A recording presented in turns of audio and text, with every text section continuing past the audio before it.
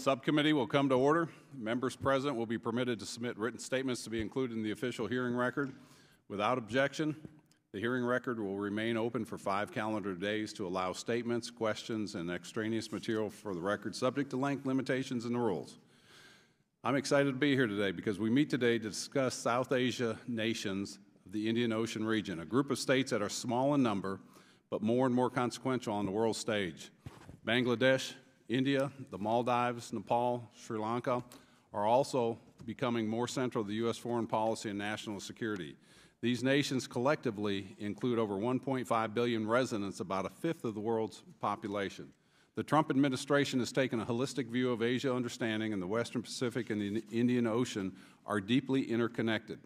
President Trump, Secretary Pompeo, and Administrator Green have all championed the free and open Indo-Pacific strategy, which places an increased emphasis on South Asia.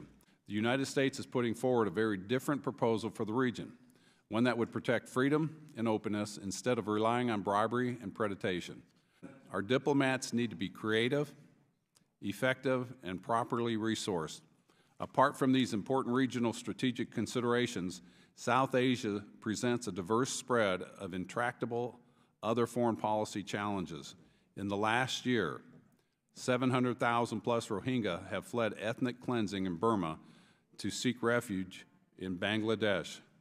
Bangladesh is still a developing country in its own right, is still struggling to support a massive population of refugees which are constantly at risk from monsoon floods, health crises, and other disasters. The stories have faded from international headlines since the explosion of violence from Burma's Tatamada last August, but the Rohingya crisis remains one of the world's most urgent humanitarian emergencies.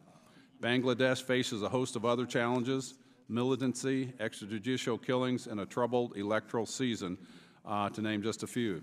It's headed for an election, but remains in an extended crisis of democracy and is subject of intense Chinese influence in recent years, and is struggling to address its development needs while determining its political future in places in the region. As the Indian Ocean becomes more central to U.S. foreign policy, our diplomatic and development efforts must address all these challenges and many, many more. The South Asian region has the demographic potential to transform the world, but presents equally intractable problems. The administration should be commended for recognizing the region's importance, but we must follow through, so it is essential that the U.S. engagement is properly targeted and resourced. I thank the witnesses for joining us today to discuss how the administration plans to allocate resources among our critical regions in the South Asia region. And I now turn to our ranking member, Mr. Brad Sherman of California. Today's hearing covers India, Bangladesh, Sri Lanka, Nepal, and the Maldives. In the past 4 years, our annual foreign aid to these countries has averaged $400 million. The President proposes that we cut this to $219 million. With Bangladesh, we have more needs to be done on accountability for human rights and the human rights violations and democracy and economic needs in Bangladesh. We are thankful to be joined today by 2 repeat customers. Appreciate you coming back.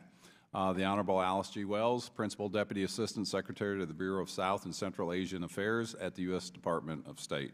Thank you for coming back. Ms. Gloria Steele, Senior Deputy Assistant Administrator for the Bureau of Asia and the U.S. Agency for International Development, otherwise known as USAID. Question next will go to Mr. Scott Perry from Pennsylvania. Thank you, Mr. Chairman. Thank you, ladies, for being here and for your testimony and your service. Ms. Steele, I'm particularly interested in Bangladesh and the way you characterized it. I mean, and I don't know, you used a metaphor which escapes me at the moment regarding kind of like going through school, right? For some of these countries, like they're progressing on their way, right? And I don't, but because what I wrote down is, do any of them ever graduate? Is my question. Do any of them ever graduate from this progression towards where the United States hopes they'll be? And we hope they do. I'm just asking if we have any of those success stories where at some point we're just good friends with those folks, and they're good friends with us, and they do their thing, and we do ours, and we buy stuff from them and sell stuff, and everybody's happy. Do we get to that point anywhere in this area of the world? I use the term journey to self-reliance. Yes, there you go. But even though they're on the journey, and even though they're progressing, they're far from where we hope they will eventually be. So it's not like we're going to help them this far, and then when they complete that portion of the journey, we're out, right? We're going to. Bangladesh itself has made tremendous progress, but it is far from being a higher income, higher middle income country. Well, I'm privileged to know that. Let me ask you a little more about Bangladesh. You mentioned health security, and I think civil society or institutional capacity. In that context, and the other things that you mentioned, it seems to me one of the biggest things that we can assist with or advocate for is free and open democratic elections there. And I just wonder where we stand with that and where that is on the list of priorities. It is a high priority. In fact, among the countries in South Asia, we have allocated the biggest amount for democracy and governance programs. We're working with civil society, youth groups, and various groups in order to make sure that the voice of the people are heard in the coming elections. We're working to make sure that the elections are going to be free, open, and transparent.